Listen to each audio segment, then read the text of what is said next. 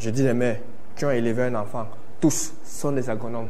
Quand je dis que les mamans sont les meilleures agronomes, c'est parce qu'il n'y a rien de plus complexe que d'élever un enfant. Et elles-mêmes qui savent ce qu'on doit donner à l'enfant, au fait, le lait. Quand il faut sevrer, elles savent ce qu'il faut remplacer. Quand il faut vacciner, elles connaissent tous les meilleurs vaccins. C'est plus difficile d'élever un enfant, parfois qui sont drépanocytaires, d'autres qui ont cette maladie-là, mais ils réussissent. Là, c'est plus difficile que la plante ou les animaux. Il n'y a rien de plus complexe que l'être humain.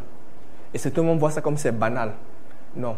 Et c'est le même principe qui s'applique chez l'homme, comme appliqué chez la plante et chez les animaux.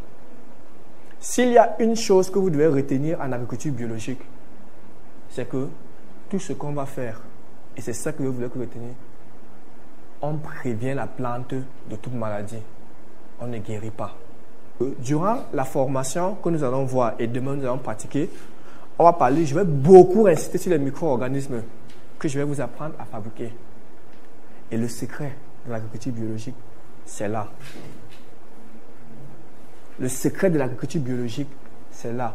Dans tout ce, quand vous allez m'appeler, on monte, on descend, on tourne autour des micro-organismes.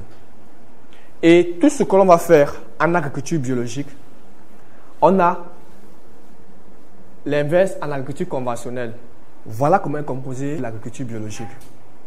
On va beaucoup parler des micro-organismes. Pourquoi?